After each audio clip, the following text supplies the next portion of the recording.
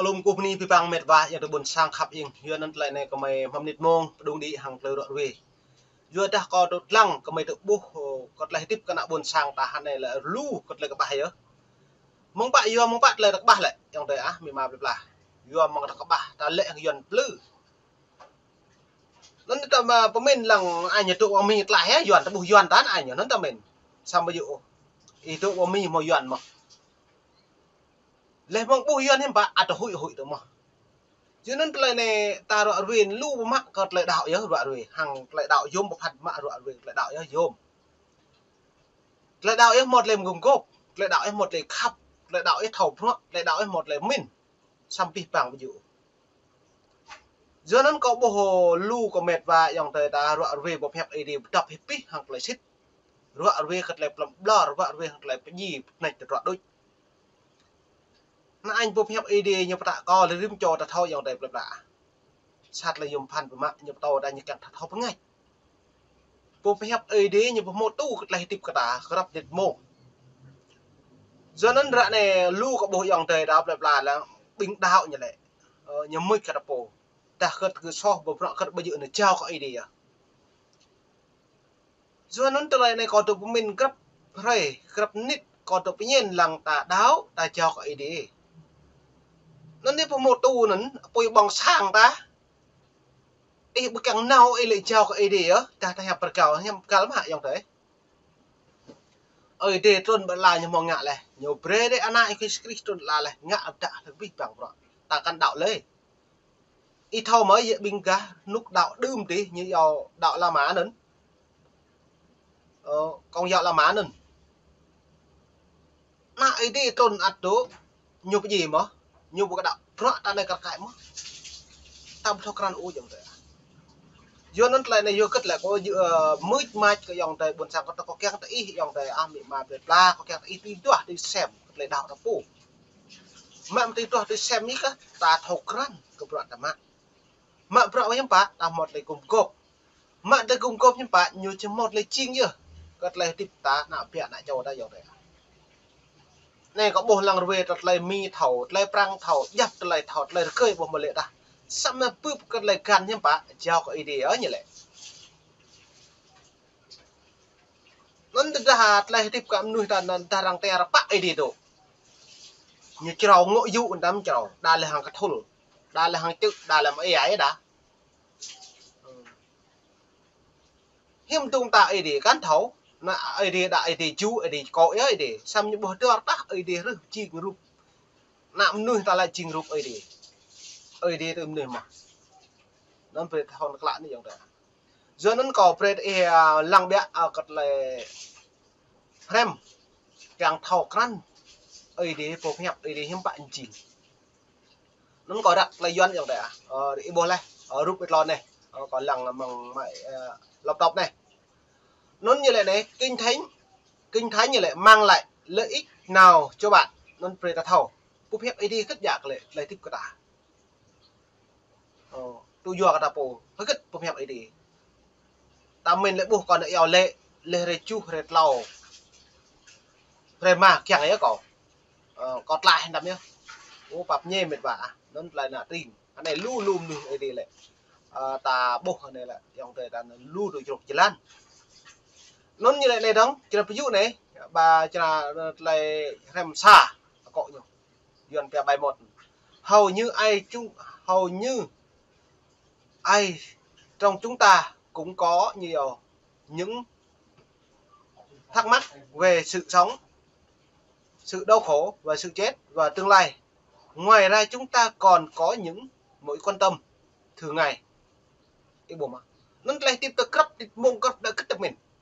Ta thao mấy dòng đấy. Đây là lu vật cỏ bồ mà lần ta được mình với bạn là tiếp cả. Nó đã tiếp là đà này đã tập thao bên kia nó một hiệp ý hiếm bá ta lại tròn ấy nhầm ạt bây giờ bài chay đã im tròn bài chay lại rung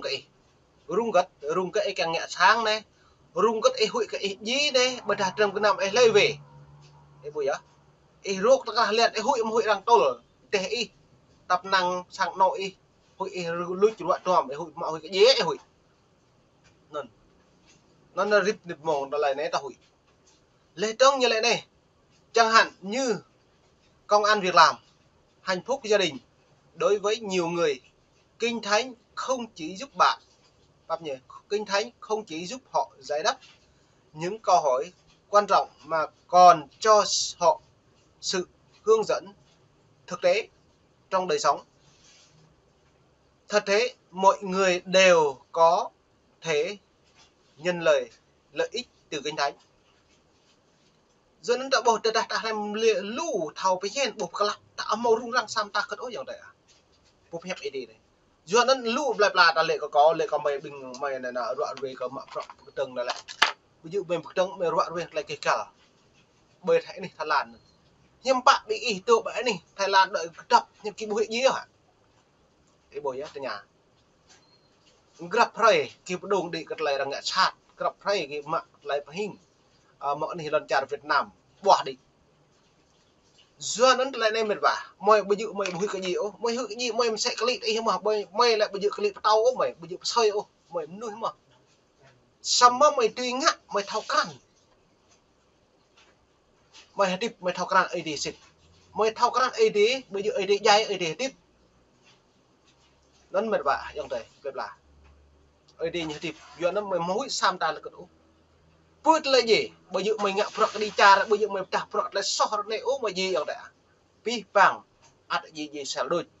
Khả đại tụ buôn sang thì khả đại ngạ tổng thống, khả đại ngạ chủ tịch, khả đại im rong. Ắt gì mà. Giờ nó là gì nè? Bộ màu bộ lại tịch là gì? Xong mày hãy tiếp với những bạn mày càng thao cằn. Mày dình xa chồng nữa, thao cằn đạo vậy đi. Nó mày cái tí tua mày hiếm bạn mày thao can mày mạ phật mày chẳng cớ nọ buồn sang lại làm một cái nhà đi gà đã lại một lùn giòn ý thâu dương sạt nhận đạo là buồn sang à bây giờ như đạo như thao can ấy đi chưa cất như bờ đạo em có cọ cù nhiều tức là lằng như giờ nó rạ nó lu rạ và em rạ phun tròn tru nụ lau có nền rạ nền này bồi à riêng sát lệ chính em ấy đi anh ăn như lịch phèn với ít thầu nhú cái thầu cái mặt pi bằng loại như thầu bởi phổ lận là để nhú dạ hàng lông ấy đi phổ lận là cái cụ để nhú xong mới nhiều thầu ấy đi mà xích cái xong nhú không ấy đi nhưng mà rô cái bối cho nên như càng lưu pi bằng nại châu lay đạo ấy đi nhập lưu pi ấy thầu mà như thầu cái ấy đi như luôn như thâu cái số trong là này lại đến như thâu nhưng bại như lệ thế bụng nhô lệ cớ cái số bạm nằm như bác ít rất quẹt phục tàu này em bỏng như là càng bánh bộ em bỏng ta em lại để cái buổi bây giờ như thâu lại thì như thâu nó cái số lệ cái lệ như bác nhô lệ tiếp nuôi bây giờ tiếp cái nòng nòng bỏng hảo thế buổi nó tập nhiên mà học phục hẹp ấy để ta đã này xa mình có bầm nòng bỏ hảo đôi ta đã này đô bà mi cả cái đô bà thải cả cái đô Việt Nam sẽ mà còn tới cái mạng phật war lui cọ lui lòn nhỉ phát đột cái mạng phật do cầm nòng bỏ hóa y mau bạc càng màu trồng mau đẹp càng màu trồng mau sang càng màu trồng nhá sang bộ một mình ta cởi đi cởi ta lại phi hành bạn nào giờ nó điều này nó lại mày cái đoạn về mày phải nhập là mày bây giờ có cả thùng mày can lệ là mày nuôi trồng tên mày chính sai cho có po chính nuôi sọt mà do có thao bốc có sọt đấy nhá nó có đa tí bằng phải là chuyện kem phục hệ thì nằm kẹo từ hắn riêng sát cái nhầm plư cái đập bộ lấy tương như lệ này có kẹo ta bị chân xa nó đóng ít lăng này cái bộ này như lệ này như xa Kinh Thánh giải đáp một số câu hỏi nào Kinh Thánh giải đáp những câu hỏi quan trọng như sự bắt đầu như thế nào? Tại sao chúng ta có mặt trên đời? Tại sao người ăn hiền ở lành phải chịu khổ? Điều gì xảy ra khi một người qua đời? Ai cũng muốn có hòa bình. Thì tại sao lại có nhiều chiến tranh đến thế? Tương lai rất bi đát sẽ ra sao? Kinh Thánh khuyên khích chúng ta tìm lời giải đáp cho những câu hỏi này, câu hỏi ấy, và hàng triệu người đã tìm được lời giải đáp thỏa đáng. Thì bố mệt vào nên em mình lăng tấm nuôi trụ đông em có lạ đôi giờ cất một là rồi lù bần là ta mình là nhiều mong phải dạy nuôi bằng một lại trọc ó có năng bằng họ trồng sáng đôi qua bằng hoa làm qua bằng hoa làm bà sang qua hoa làm sang ta mình nhiều một lại sót rồi chứ bây là sót ắt tụt nhô là ắt tụt nạp mà ắt tụt vừa lại rung răng vừa lại nạp xa như một hậu nắng ấy đi so mà cái buổi à nên bộ phép ấy để ra tôi ép vô cất cầu nệp nạp với mạng sai họ mòn câu mạ câu mò vẫn nhiều họ đang ố có căn phải im đuổi cái buổi à có căn nhẹ công liên sát cả đẳng thêm bạn là còn nệp nạp ngoại bố ấy đi à ấy nhẹ còn nạp bao nhiêu ấy đi giờ đặt ấy đi như khắp mặt cả tại yang đây mình mà là giờ đặt bị bằng tạm một tôi cứ xem ô tạm bảo chưa đâu bộ phép kia su như lệ kia sạt nạm nuôi bây giờ tiếp cái đồng nâng bằng họ ô nạm nuôi hạt tiếp vừa cỡ lấy bộ phép ấy đi giờ nó nhiều đã ấy bố nên bộ phép ấy đến là ấy không tách chun bộ phép của Giêsu hắn cỡ lệ cỡ riêng sạt nó nên luôn nuôi ta nạp ta là cái nòng mạ phọ vậy ta chào ấy đi chào ấy đi nét chào ấy đi mà phọ ta bù cút ta là ngạ ta lệ chào ấy đi mà phọ đang mạ là ta lệ chào ấy đi mà phọ đã chăm mộ na ta là ta lệ chào ấy đi mà thêm phải lại yang đây à cả mẹ nên ta thêm vịt nên tao lại này là chôn lùm ta cái là chôn mệt vậy yang tới buồn sáng bây giờ thầu bây giờ buộc lại lại đáo ta không tàu khăn lại đáo phượng ngạ ta không khăn lại phượng ngạ sampai bằng phượng ngạ ấy dùng công năng bảo hoạn giờ ta làm tiếp lại này lùm nuôi cái năng cái tên năng bảo hoạn đi tập năng lui mộ tập năng lui nạ lui này lui lon chặt lui mẹ mà phải gì cái năng dài po giờ công năng bảo hoạn cái bồi à vừa lấy em phải là ta đạo em nêu công gộp kèm công gộp cho ấy đi vậy cái bồi à chẳng ấy đi mất công gộp với ta bên họ ta cái tên nằm loại á tôi lưu dòng tề plẹp là một bò mệt và ta dòng tề ta tập năng nè reo tè hay nè lệ mạ pro cái đi chả mất nó mạ pro công ty lên nào cái đi chả mất lệ